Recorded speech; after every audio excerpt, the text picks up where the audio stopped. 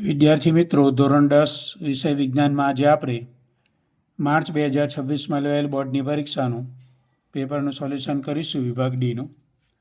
હવે આમાં જે 47મો પ્રશ્ન છે એમાં જવાબ આપણે જોઈએ. તો દૂધનું જ્યારે દહીંમાં રૂપાંતર થાય છે ત્યારે લેક્ટિક એસિડ બને છે.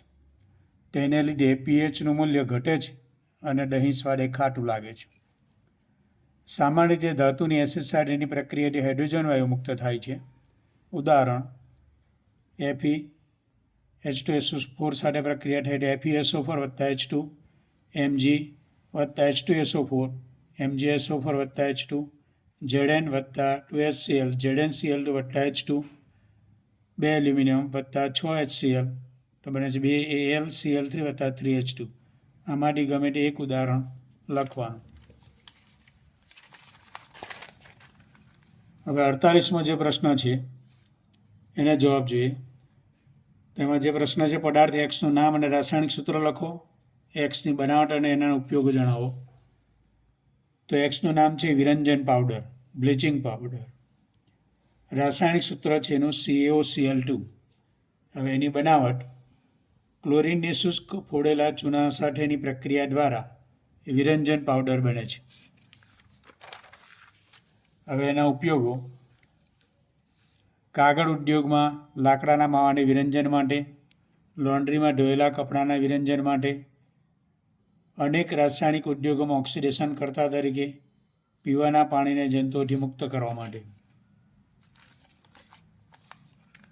હવે 49મો પ્રશ્ન, તફાવત આપો સંતૃપ્ત હાઇડ્રોકાર્બન અને અસંતૃપ્ત હાઇડ્રોકાર્બન.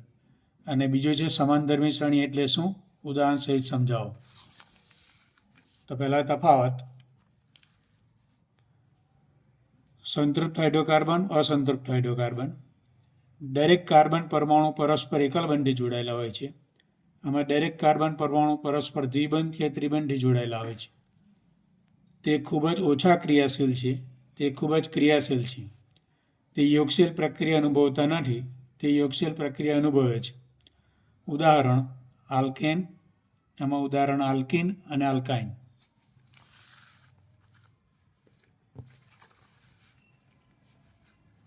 સમાનધર્મી શ્રેણી: તો કાર્બન શૃંખલામાં રહેલા હાઇડ્રોજનને સમાન પ્રકારના ક્રિયાશીલ સમૂહ દ્વારા વિસ્થાપિત કરવામાં આવેલ હોય તેવા સંયોજનની શ્રેણીને સમાનધર્મી શ્રેણી કહે છે. એનું ઉદાહરણ આલ્કેન, એનું સૂત્ર છે CnH2n+2, alkene CnH2n, alkyne CnH2n-2. શ્રેણીના કોઈપણ બે ક્રમિક સભ્યોના આણ્વીય સૂત્રો વચ્ચે CH2 જેટલો તફાવત હોય છે. શ્રેણીના કોઈપણ બે ક્રમિક સભ્યોના આણ્વીય દળમાં 14 U જેટલો તફાવત હોય છે. સમાનધર્મી શ્રેણીના દરેક સંયોજનમાં રહેલા તત્વો અને ક્રિયાશીલ સમૂહ સમાન હોય છે. આલ્કેન શ્રેણી CnH2n+2માં CH4 અને C2H6 એ CH2 એકમથી જુદા પડે છે. એવી રીતે C2H6 અને C3H8 તેઓ CH2 એકમથી જુદા પડે છે.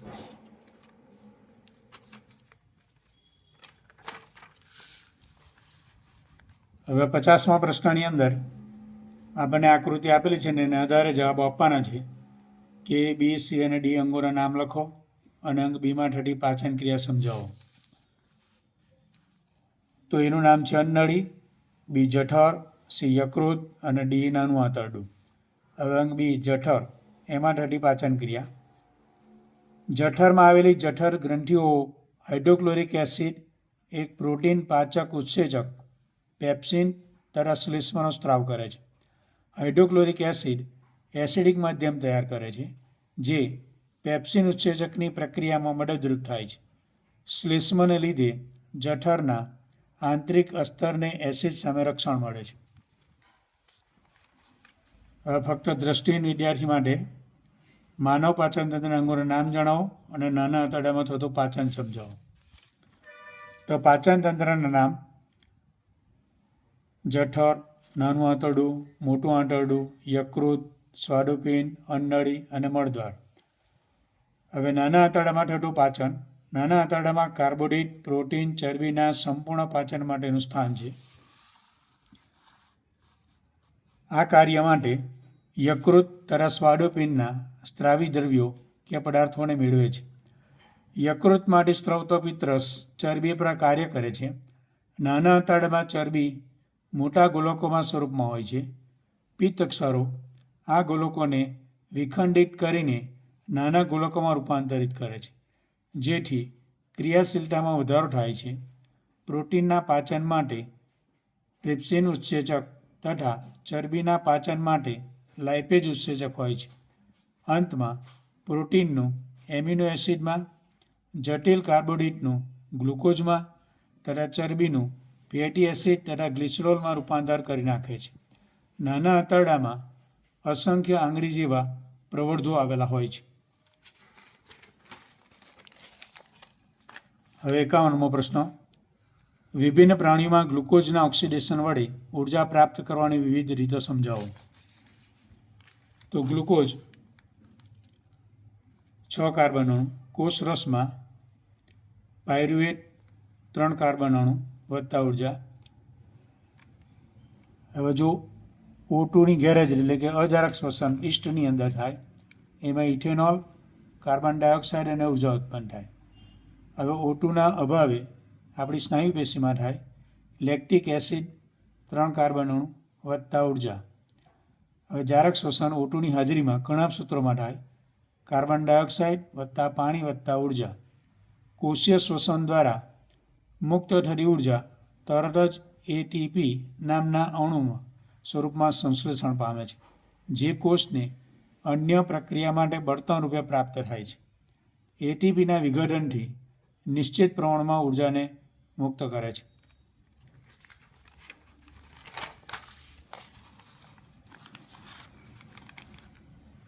હવે 52મો પ્રશ્ન. માનવ આંખની નામ નિર્દેશનવાળી આકૃતિ દોરી તથા કીકી અને નેત્રમણીનું કાર્ય લખવાનું છે. તો એની નામ નિર્દેશનવાળી આકૃતિ દોરેલા 2 માર્ક. હવે કીકી આંખમાં પ્રવેશતા પ્રકાશની માત્રાનું નિયંત્રણ કરે છે. કનિનિકા કીકીનું કદ નાનું મોટું કરે છે. નેત્રમણી સ્ફટિકમય લેન્સ નેત્રમણી વિવિધ અંતરે રહેલી વસ્તુઓના પ્રતિબિંબને નેત્રપટલ પર કેન્દ્રિત કરવા માટે કેન્દ્ર લંબાઈમાં માત્ર સૂક્ષ્મ ફેરફાર કરે છે. હવે દ્રષ્ટિહીન વિદ્યાર્થી માટે લઘુદ્રષ્ટિની ખામી એટલે શું, તેના કારણ તથા નિવારણ સમજાવો. તો લઘુદ્રષ્ટિની ખામી ધરાવતી વ્યક્તિ નજીકની વસ્તુને સ્પષ્ટપણે જોઈ શકે છે, પરંતુ દૂરની વસ્તુઓ અસ્પષ્ટ દેખાય છે. કારણ આ ખામીવાળી વ્યક્તિની આંખનું દૂરબિંદુ અનંત અંતરેથી ખસીને આંખની નજીક આવે છે. આ ખામીમાં પ્રતિબિંબ નેત્રપટલની આગળ રચાય છે. એનું નિવારણ યોગ્ય પાવરનો અંતર્ગોળ લેન્સનો ઉપયોગ કરવો.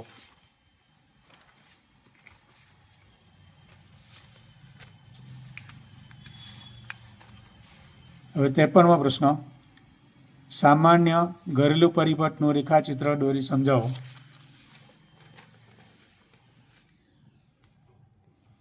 તો એની આકૃતિ, જરૂરી નામ નિર્દેશન, એના 2 ગુણ.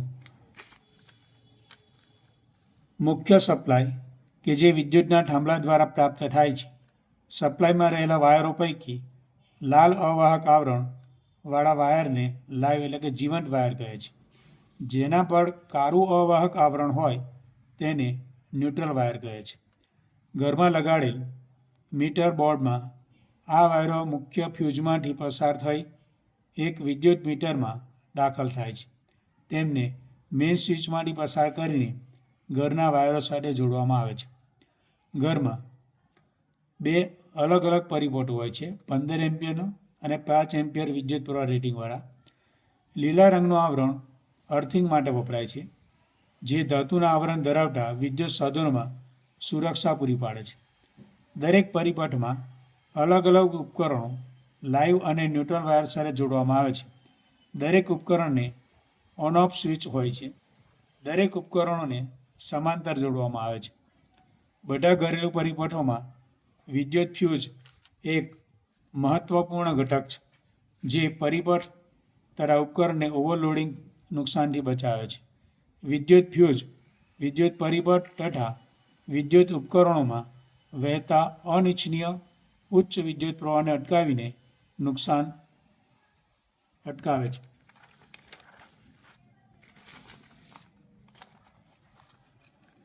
ફક્ત દ્રષ્ટિહીન વિદ્યાર્થીઓ માટે ફ્લેમિંગના ડાબા હાથનો નિયમ લખો અને સમજાવો વિદ્યુત શોર્ટ સર્કિટ.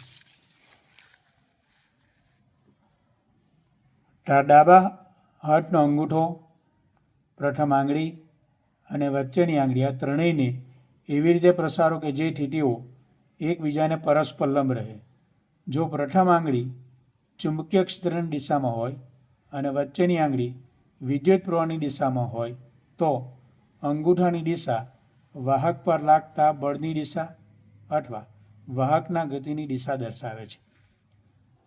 લાઇવ વાયર અને ન્યુટ્રલ વાયર બંને એકબીજા સાથે સીધા સંપર્કમાં આવે ત્યારે ઓવરલોડિંગ થાય છે. આ પરિસ્થિતિમાં કોઈ પરિપથમાં વિદ્યુત પ્રવાહ અચાનક ખૂબ જ વધી જાય છે અને શોર્ટ સર્કિટ કહે છે. હવે 54મો પ્રશ્ન, તફાવત આપો. જૈવ વિઘટનીય પદાર્થો અને જૈવ અવિઘટનીય પદાર્થો. અને બીજું છે નિવસન તંત્ર એટલે શું, તેના ઘટકો ઉદાહરણ સહિત જણાવો. તો પહેલા તફાવત જૈવ વિઘટનીય પદાર્થો અને જૈવ અવિઘટનીય પદાર્થો. જે પદાર્થોનું જૈવ પ્રક્રિયા વડે વિઘટન કરી શકાય તેને જૈવ વિઘટનીય પદાર્થો કહે છે. દાખલા તરીકે સડેલા શાકભાજી, ફળ, છાલ, મૃત શરીર વગેરે. હવે જૈવ અવિઘટનીય પદાર્થોમાં જે પદાર્થોનું જૈવ પ્રક્રિયા વડે વિઘટન ન કરી શકાય તેને જૈવ અવિઘટનીય પદાર્થો કહે છે. દાખલા તરીકે કાચ, પ્લાસ્ટિક, પોલિથીન વગેરે. હવે નિવસન તંત્ર. બધા સજીવો અને ભૌતિક પરિબળો વચ્ચે પરસ્પર આંતરક્રિયાઓ થાય છે અને પ્રકૃતિમાં સંતુલન જાળવે છે. એના ઘટકો, એમાં જૈવિક ઘટકો, વનસ્પતિઓ, પ્રાણીઓ, સૂક્ષ્મજીવો અને માનવ. અજૈવિક ઘટકોમાં તાપમાન, વરસાદ, હવા, પાણી, જમીન અને ખનિજ પદાર્થો. જે લોકોએ હજુ સુધી ચેનલને સબસ્ક્રાઈબ ના કરી હોય એ ચેનલને સબસ્ક્રાઈબ કરજો, વિડીયોને લાઈક અને શેર કરજો. અસ્તુ.